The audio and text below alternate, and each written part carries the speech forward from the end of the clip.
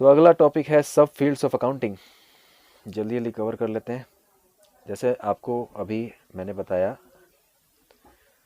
Difference between book keeping and accounting में एक difference था कि भाई बुक कीपिंग का कोई सब फील्ड नहीं है, लेकिन अकाउंटिंग का बहुत सारा सब फील्ड है। जैसे financial accounting, management accounting, cost accounting, social responsibility accounting and human resource accounting, ये 5 सब फील्ड्स हैं अकाउंटिंग के। तो फाइनेंशियल अकाउंटिंग पहला है जो हम लोग पढ़ रहे हैं अकाउंटिंग ना, इसको फाइनेंशियल अकाउंटिंग बोलते हैं। यानी कंपनी के इनकम एक्सपेंस को रिकॉर्ड करना, कंपनी के डे टू डे ट्रांजेक्शन्स को रिकॉर्ड करना, प्रॉफिट लॉस निकालना, बैलेंस शीट बनाना, ये जो अकाउंटिंग का प्रोसेस है इसको फाइनेंशियल अकाउंटिंग बोलते हैं। बोला it covers the preparation and interpretation of the financial statement and communication to the users of accounts. यानी कि फाइनेंशियल स्टेटमेंट बनाना, पीएल बैलेंस शीट बनाना और यूजर्स के साथ कम्युनिकेट करना, उनको दे देना। It is historical in nature as it records transaction which had already been occurred. Accounting, financial accounting जो होती है इन नेचर हिस्टोरिकल होती है। मतलब हिस्टोरिकल का मतलब हिस्ट्री नहीं, जो ट्रांजैक्शन हो चुके होते हैं उनका रिकॉर्डिंग होता है। क्या मतलब सैलरी दे दिया, रिकॉर्ड कर लो। परचेज हो गया, अब रिकॉर्ड कर लो। सेल हो गया, अब रिकॉर्ड कर लो। ऐसा कुछ नहीं सेल होगा रिकॉर्ड करो पहले, नहीं, सेल हो जाएगा तब रिकॉर्ड होता है। इसीलिए जो इवेंट, जो ट्रांजैक्शन हो जाते हैं उसके बाद अकाउंटिंग होती है, इसीलिए इसको हिस्टोरिकल बोलते हैं। तो आई थिंक आपको समझ में आ गया होगा। तो फाइनेंशियल अकाउंटिंग हिस्टोरिकल है। The final step of financial accounting is the preparation of PL and balance sheet. PL और बैलेंस शीट बनाना ही फाइनेंशियल अकाउंटिंग का फाइनल स्टेप होता है। It primarily helps in determination of the net result for an accounting period and the financial position of the on the given date. जैसा कि हमने पहले ही पढ़ लिया है कि पीएल से पता चलता है कंपनी का प्रॉफिट लॉस और बैलेंस शीट से कंपनी का फाइनेंशियल पोजीशन पता चलती है। अगला है मैनेजमेंट अकाउंटिंग। जैसे मैंने आपको लास्ट क्लास में बताया था कि मैनेजमेंट अकाउंटिंग का मतलब वो अकाउंटिंग जो मैनेजर्स को हेल्प करती है बिजनेस से रिलेटेड डिसीजंस लेने में।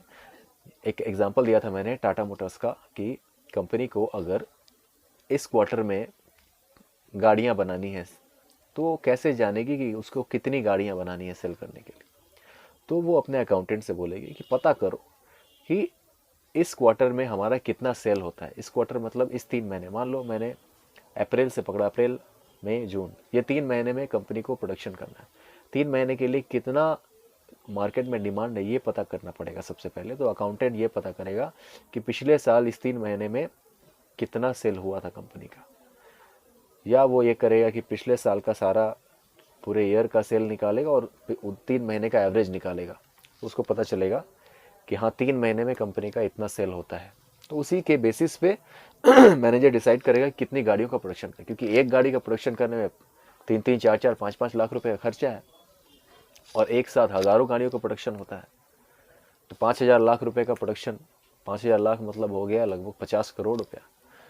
तो 50 करोड़ रुपए का जब काम करना है या 500 करोड़ रुपए का काम करना है तो उसके लिए तो सबसे पहले एक्यूरेट डेटा चाहिए, कि ऐसे ही अंदाज से थोड़ी कर देंगे। तो उसके लिए स्पेशल डेटा को इकट्ठा करता है अकाउंटेंट और उसकी अकाउंटिंग करके देता है, जो मैनेजमेंट को डिसीजंस लेने में हेल्प करती है। ये एक सेल्स से रिलेटेड मैंने एग्जांपल दिया, ये किसी भी कंपनी के डिसीजंस पे लागू हो सकता है और उस तरीके की अकाउंटिंग को हम लोग मैनेजमेंट अकाउंटिंग बोलते हैं। इसको आप पढ़ लेना। आगे है थर्ड, कॉस्ट अकाउंटिंग। अकाउंटिंग की तीसरी सब फील्ड है कॉस्ट अकाउंटिंग। कंपनी किसी भी प्रोडक्ट को जब बेचती है मार्केट में तो सबसे पहले उस प्रोडक्ट का कंपनी को कॉस्ट पता होना चाहिए। फॉर एग्जांपल, अगर मैं बिजनेस करता हूँ से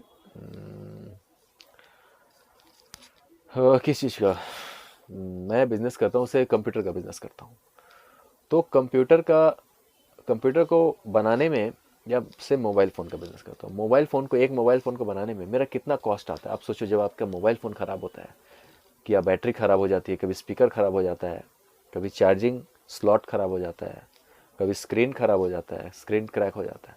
तो ये अलग अलग मोबाइल के कंपोनेंट्स हैं जो मोबाइल बनाने में लगते हैं। तो इन सब का कॉस्ट कंपनी को पता करना होता है। जो सबका कॉस्ट, जब कंपनी एक मोबाइल तैयार करती है, इन सब का एक मोबाइल को तैयार करने में टोटल कितना कॉस्ट आएगा, जब कंपनी ये पता करती है और इसका हिसाब किताब रखती है, इसका अकाउंटिंग करती है, तो इसी को कॉस्ट अकाउंटिंग कहते हैं। किसी भी प्रोडक्ट के कॉस्ट का अकाउंटिंग करना कॉस्ट अकाउंटिंग होता है। इसके बारे में डिटेल में हम लोग सीए इंटर लेवल पे पढ़ेंगे। तो ये भी एक अकाउंटिंग का सब फील्ड है और यहाँ पे कॉस्ट अकाउंटिंग का डेफिनेशन दिया हुआ है, आप एक बार पढ़ लेना, हो सके तो याद भी कर लेना, हो सकता है आपको एग्जाम में पूछ दे। इसके बाद है सोशल रिस्पॉन्सिबिलिटी अकाउंटिंग। मैंने लास्ट क्लास में आपको बताया था कि कोई भी बिजनेस जब सोसाइटी में रन कर रहा होता है, कोई भी बिजनेस जब चलता है तो उससे सोसाइटी को कुछ लॉस भी होता है और बेनिफिट भी होता है। सोशल कॉस्ट भी कंपनी इनकर करती है और सोशल बेनिफिट भी देती है। तो कंपनी ने कितना बेनिफिट पैदा किया अपने काम से, अपने बिजनेस से, और कितना लॉस किया एनवायरनमेंट का और पूरे सोसाइटी का, इसका हिसाब किताब रखने को सोशल रिस्पॉन्सिबिलिटी अकाउंटिंग बोलते हैं। हालांकि अभी ये ये पूरा अभी प्रोसेस जो है सोशल रिस्पॉन्सिबिलिटी अकाउंटिंग का, ये अभी प्रोग्रेस में है, अभी फॉर्मेटिव प्रोसेस में है, ये बन ही रहा है अभी। इसकी पूरी तरह से खोज अभी हुई नहीं है कि किस तरह से इसकी अकाउंटिंग की जाएगी, पैरामीटर्स डिसाइड किए जा रहे हैं। लेकिन जो भी सोशल कॉस्ट और सोशल बेनिफिट कंपनी एक पैदा करती है, उसको जब हम लोग अकाउंटिंग करेंगे उसको सोशल रिस्पॉन्सिबिलिटी अकाउंटिंग बोलते हैं। और लास्ट है सब field of accounting, human resource accounting. Human resource accounting का मतलब, देखो कोई भी बिजनेस जब चलता है तो वो उस बिजनेस में बहुत सारे लोग लगते हैं। ऐसा नहीं कि सारे रोबोट्स मिलकर कंपनी को चलाते हैं, बिना इंसान के कंपनी नहीं चल सकती। तो अलग अलग डिपार्टमेंट में अलग अलग लोग लगते हैं और सभी लोगों को कंपनी सैलरीज देती है। तो जितना भी कंपनी के एम्प्लॉयज़ होते हैं, उन सभी एम्प्लॉयज़ को ट्रेनिंग देने में, उनको हायर करने में, उनको सैलरी देने में, जो भी कंपनी का खर्चा आता है, उसके अकाउंटिंग को ह्यूमन रिसोर्स अकाउंटिंग बोलते हैं। आई होप मैं समझा पाया हूँ। अपने कंपनी में जितने लोगों की कंपनी को ज़रूरत है, उसको हायर करने में, उसको सैलरी देने में, उनको ट्रेन करने में, और उनके साथ रिलेटेड जो भी खर्चे होते हैं, उनके फैमिली से भी रिलेटेड कंपनी खर्च करती है। जैसे फॉर एग्जांपल किसी पर्टिकुलर एम्प्लॉय का तबीयत बिगड़ जाता है तो उसके लिए हेल्थ इंश्योरेंस करवाती है कंपनी, पूरे फैमिली का हेल्थ इंश्योरेंस कंपनी करवाती है। तो इन सब के पीछे कंपनी का टोटल कितना खर्च हुआ, इसका हिसाब किताब रखने को ह्यूमन रिसोर्स अकाउंटिंग बोलते हैं। तो ये 5 तरह की अकाउंटिंग के सब फील्ड्स हो गए: financial accounting, management accounting, cost accounting, social responsibility accounting and human resource accounting. तो इसके साथ ही हमारा ये टॉपिक सब फील्ड ऑफ अकाउंटिंग समाप्त हुआ। आगे बढ़ते हैं यूजर्स ऑफ अकाउंटिंग। देखिए यूजर्स ऑफ अकाउंटिंग मैंने ऑलरेडी आपको पढ़ा रखा है, तो आप इसको पढ़ लीजिएगा। मैं एक एक हेडिंग से पढ़ देता हूँ कि क्या क्या है यूज ऑफ अकाउंटिंग। पहला यूजर ऑफ अकाउंटिंग है इन्वेस्टर। दूसरा use of accounting employee. Accounting के लिए ये लोग यूज़ करते हैं ना, इन्वेस्टर लोग, एम्प्लॉय लोग अपने मतलब का डेटा निकालते हैं और डिसाइड करते हैं। एम्प्लॉय क्या करता है, इन्वेस्टर क्या करता है, वो देखता है profit and loss account, balance sheet हो, तब डिसाइड करता है कि कंपनी में इन्वेस्ट करना है या नहीं। एम्प्लॉय क्या करता है, एम्प्लॉय देखता है कि कंपनी सैलरी पे कर पाएगी या नहीं, प्रॉफिट अच्छा कमा रही है या नहीं। देखो लिखा हुआ growth of employees is directly related to the growth of the organisation. अगर कंपनी ग्रो कर रही तभी तो एम्प्लॉय भी ग्रो करेगा। आप जहाँ काम कर रहे हो वो कंपनी ही नहीं ग्रो कर रही तो आपका लाइफ कैसे ग्रो करेगा। और कंपनी ग्रो नहीं करेगी तो आपको पेमेंट कैसे देगी, आपका सैलरी कैसे इंक्रीज होगा। जिस सैलरी पे ज्वाइन करोगे हो सकता है धीरे धीरे सैलरी कम ही हो जाए। तो ग्रोइंग कंपनी में ज्वाइन करोगे ना, तो एम्प्लॉयज़ वही देखते हैं कंपनी ग्रो कर रही है या नहीं। Therefore, they are interested to know the stability, continuity and growth of the enterprise. हर एम्प्लॉय जानना चाहता है कंपनी कितनी स्टेबल है, स्थिर है, मतलब कंपनी के पांव कितने मजबूत हैं और कंपनी ग्रो कर रही है या नहीं। तीसरा है लीडर्स। लीडर्स लिखा यहाँ लेंडर्स होगा। ये जो लीडर्स है आप इसको करेक्ट कर लीजिए। ये अगर आपके बुक में लीडर्स लिखा हुआ है तो उसको लेंडर कर लीजिए। लेंडर मतलब जो कंपनी को लोन देते हैं, वो भी कंपनी के अकाउंटिंग रिकॉर्ड्स को चेक करते हैं, वो भी यूज़र होते हैं। सप्लायर एंड क्रेडिटर, जिससे कंपनी उधार में माल खरीदती है, वो भी यूज़र होते हैं। कस्टमर, जिनको कंपनी माल बेचती है, वो भी यूज़र होते हैं। गवर्नमेंट एंड देयर एजेंसी, उनको तो टैक्स लेना होता है, वो भी यूज़र होते हैं। पब्लिक, पब्लिक भी यूज़र होती है, क्योंकि आखिरकार पब्लिक के लिए ही कोई भी बिजनेस चल रहा होता है और वो पब्लिक ही होती है जो प्रोडक्ट्स और सर्विसेज को यूज़ करती है कंपनी के। तो उसको भी अकाउंटिंग रिजल्ट्स में, अकाउंटिंग इन्फॉर्मेशन में इंटरेस्ट होता है और वो भी यूज़ करती है अकाउंटिंग इन्फॉर्मेशन को। और मैनेजमेंट, मैनेजमेंट भी कंपनी का अकाउंटिंग इन्फॉर्मेशन का यूज़र होता है, क्योंकि अकाउंटिंग इन्फॉर्मेशन के हेल्प से ही मैनेजमेंट को डिसीजन लेने में हेल्प होता है। तो ये सारे लोग अकाउंटिंग के यूज़र्स हैं, जो मैंने आपको ऑलरेडी बता दिया था, अभी जस्ट रिवाइज हो गया। तो ये टॉपिक भी हमारा कंप्लीट हो गया। आगे है relationship of accounting with other disciplines. Accounting जो है बाकी सारे सब्जेक्ट्स के साथ कैसे रिलेटेड है।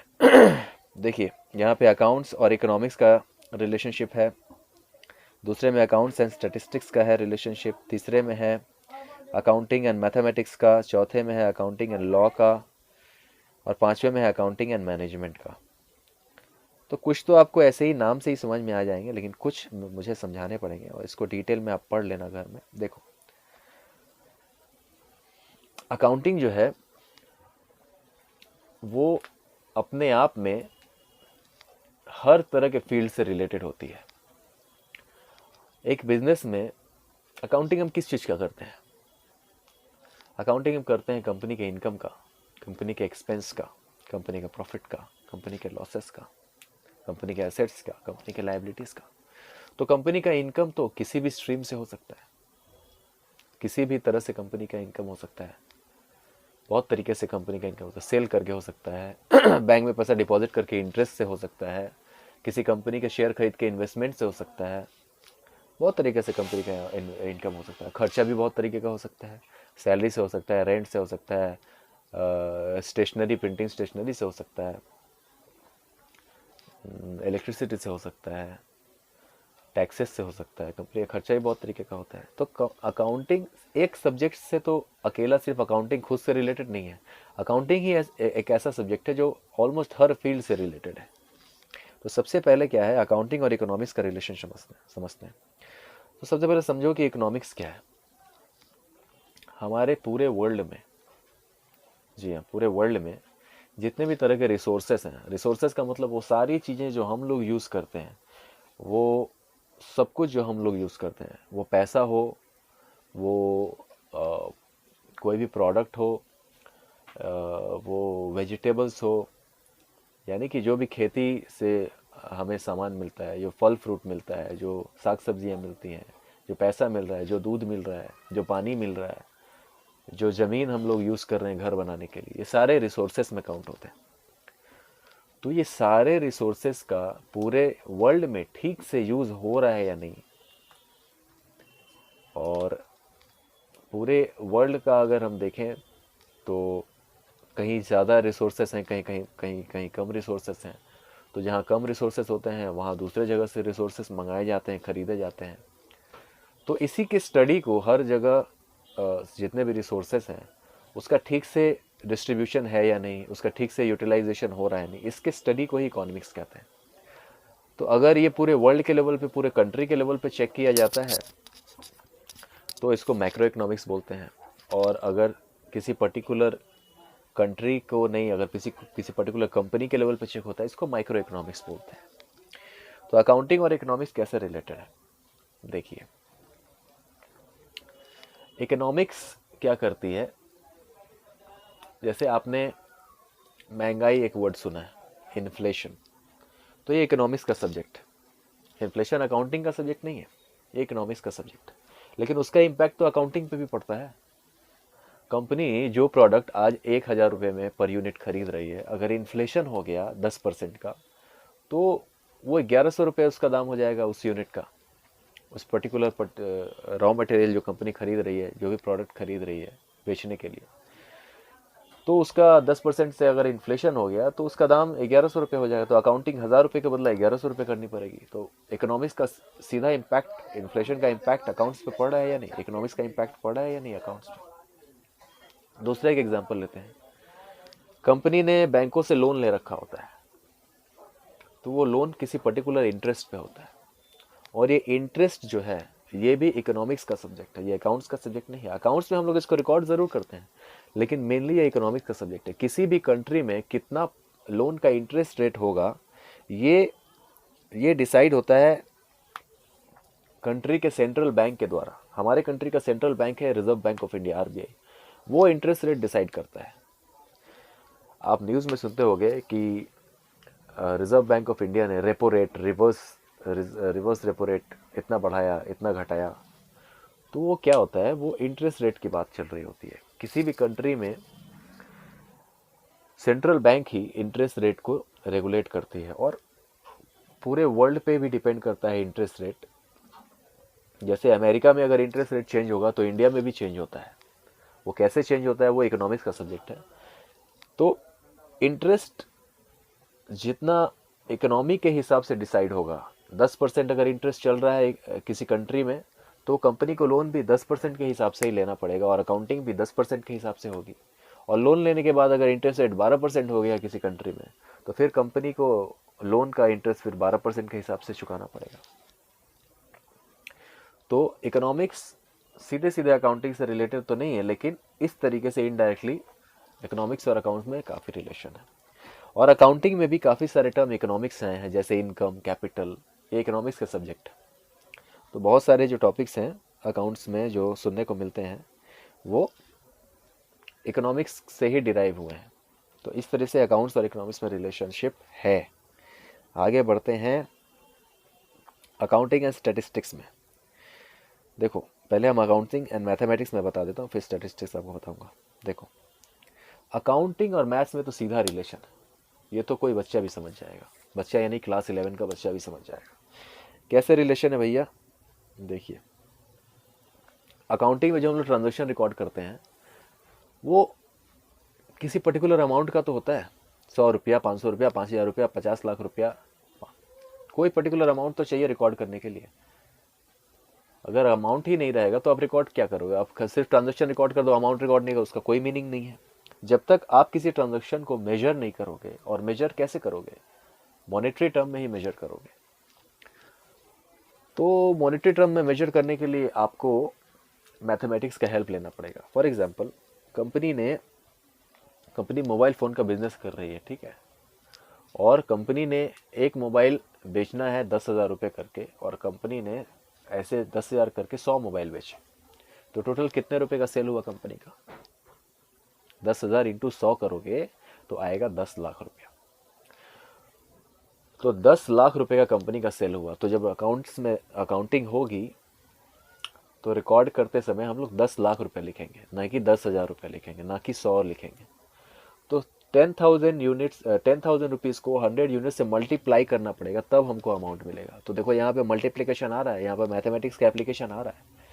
तो इसी तरह से अकाउंटिंग करते समय हमें मल्टीप्लिकेशन, डिवीजन, परसेंटेज, रेशियोज, इन सब का इस्तेमाल करना पड़ता है। जैसे जैसे हम लोग अकाउंटिंग सीखते जाएंगे देखेंगे हम लोग को मल्टीप्लिकेशन भी लग रहा है, डिवीजन भी लग रहा है, परसेंटेज भी लग रहा है, रेशियोज भी लग रहा है, मतलब एरिथमेटिक पूरा लग रहा है। कभी कभी अलजेब्रा का भी यूज़ करना पड़ता है, इक्वेशन बना के पता करना पड़ता है। फॉर एग्जाम्पल अकाउंटिंग का खुद का एक इक्वेशन है, अकाउंटिंग इक्वेशन बोलते हैं उसको। अकाउंटिंग इक्वेशन क्या है? Assets minus liability is equals to capital. ये अकाउंटिंग इक्वेशन, मैं आपको इसके बारे में पढ़ाऊंगा। यानी कि जितने भी कंपनी के एसेट हैं, एसेट मान लो 100 रुपये की है और लायबिलिटी है 70 रुपये की, तो एसेट्स 100, लायबिलिटी 70, 100 माइनस 70 करोगे कितना आएगा? 30। 30 कंपनी की कैपिटल है, मतलब कंपनी ने 30 रुपया बिजनेस में लगा के कंपनी ने बिजनेस चालू किया है। एसेट 100 रुपये, लायबिलिटी 70 रुपये, तो कंपनी की कैपिटल हो गई 30 रुपये। यानी कि कंपनी का एसेट तो 100 रुपया है, लेकिन उसको देना है मार्केट में 70 रुपया, तो एक्चुअल में कंपनी के पास कितना है? 30 रुपया। तो asset minus liability is equals to capital. ये एक अकाउंटिंग इक्वेशन है। अलजेब्रा में इक्वेशन बनाते हैं ना लोग, वैसे ही अकाउंटिंग इक्वेशन है। तो अरिथमेटिक और अलजेब्रा दोनों का ही रोल है अकाउंटिंग में, यानी कि मैथमेटिक्स का पूरा रोल है अकाउंटिंग में। तो इसी के बारे में यहाँ डिटेल में लिखा हुआ है, आप इसको पढ़िएगा। अब आते हैं अकाउंटिंग और स्टैटिस्टिक्स की ओर। जिस तरह से अकाउंट्स और मैथमेटिक्स रिलेटेड है, उसी तरह से अकाउंट्स और स्टैटिस्टिक्स भी रिलेटेड है। मैथमेटिक्स तो आप समझ गए, मल्टीप्लिकेशन, डिवीजन, परसेंटेज, रेशियो वगैरह वगैरह। स्टैटिस्टिक्स क्या होता है? मैथमेटिक्स के हेल्प से स्टैटिस्टिक्स बना हुआ है। मैथमेटिक्स का हेल्प लेकर के कुछ डेटा कलेक्ट करके, मान लो जैसे मैंने एक एग्जांपल दिया था, स्टैटिस्टिक्स अपने आप में क्या है? एक कैलकुलेशन का अलग मेथड है। इसमें क्या होता है कि हम लोग लॉन्ग टर्म के लिए जब कुछ प्लानिंग कर रहे होते हैं तो उस समय स्टैटिस्टिक्स का हम लोग इस्तेमाल करते हैं, या कोई हिस्टोरिकल डेटा का कोई ट्रेंड निकालना होता है तो हम लोग स्टैटिस्टिक्स का इस्तेमाल करते हैं। फॉर एग्जांपल जैसा मैंने एक एग्जांपल दिया था आपको टाटा मोटर्स का, उसको गाड़ियों का जब सेल करना था तो मैंने बोला कि 3 महीने में, अप्रैल में, जून में कंपनी का डिमांड कितना होगा ये पता करो। अकाउंटेंट को बोला कंपनी के मैनेजर ने, तो उसने क्या किया कि कंपनी के पिछले 10 सालों में अप्रैल मई जून में कितना सेल हुआ है, ये डेटा निकाला। तो जब पिछले 10 सालों का अप्रैल मई जून का डेटा निकाला और इकट्ठा किया एक साथ और उसका एवरेज निकाला, तो ये एक स्टैटिस्टिक्स का मेथड है।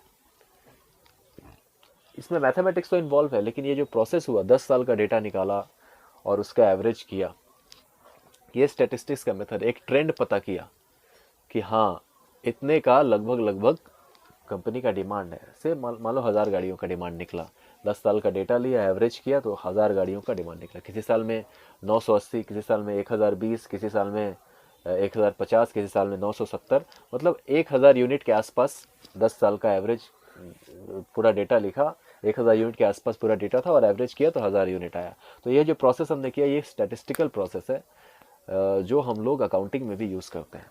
कई बार इस तरह का, जैसे मैनेजमेंट अकाउंटिंग का मैंने एग्जांपल ही दिया था आपको, तो वहाँ पे निकल के आया 1000 यूनिट। तो ये जो 1000 यूनिट है हमने कैसे निकाला, ये स्टैटिस्टिक्स के हेल्प से निकाला और इसी के बेसिस पे हमने फिर अकाउंटिंग करी।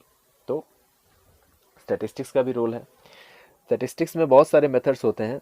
जब आप लोग, एक सब्जेक्ट है आपका बिजनेस मैथमेटिक्स और स्टैटिस्टिक्स, वहाँ पे आपको अगर स्टैटिस्टिक्स है, मुझे ठीक से याद नहीं, तो आप वहाँ पे पढ़ोगे स्टैटिस्टिक्स के बारे में। यहाँ पे मैं कुछ अंडरलाइन कर रहा हूँ, वो आप देखना। ये देखिए, बिहेवियर एंड ट्रेंड। स्टैटिस्टिक्स से बिहेवियर और हम लोग ट्रेंड पता करते हैं over a period of time और the degree of variation over a series of observation. यानी कि मैंने बोला पिछले 10 साल का डेटा निकाल के अकाउंटेंट एवरेज कर रहा है, तो वो 10 साल एक पीरियड ऑफ टाइम है और उससे वो पता कर रहा है कि कंपनी का एवरेज में कितना अप्रैल में जून में सेल हुआ है, तो एक ट्रेंड पता कर रहा है वो। तो ये एक स्टैटिस्टिकल मेथड का वहाँ पे यूज़ हो रहा है। वहाँ पे वो एक एवरेज निकाल रहा है। स्टैटिस्टिकल मेथड, देखो यहाँ लिखा हुआ है, स्टैटिस्टिकल मेथड का यूज़ कर रहा है। तो जैसे अकाउंटिंग में मैथमेटिक्स का रोल है, उसी तरह से ये स्टैटिस्टिक्स का भी रोल है। तो जब आप स्टैटिस्टिक्स पढ़ोगे ना, तब आपको पता चलेगा कि स्टैटिस्टिक्स है क्या। और एक एग्जांपल के ज़रिए, जैसे मैंने आपको समझाया, उस तरह से बहुत सारे जगहों पे अकाउंटिंग करने में स्टैटिस्टिक्स का भी रोल होता है। तो अकाउंट्स में मैथमेटिक्स और स्टैटिस्टिक्स इस तरह से रिलेटेड है। सो अभी के लिए इतना ही। Abhishek Kumar Mishra, signing off.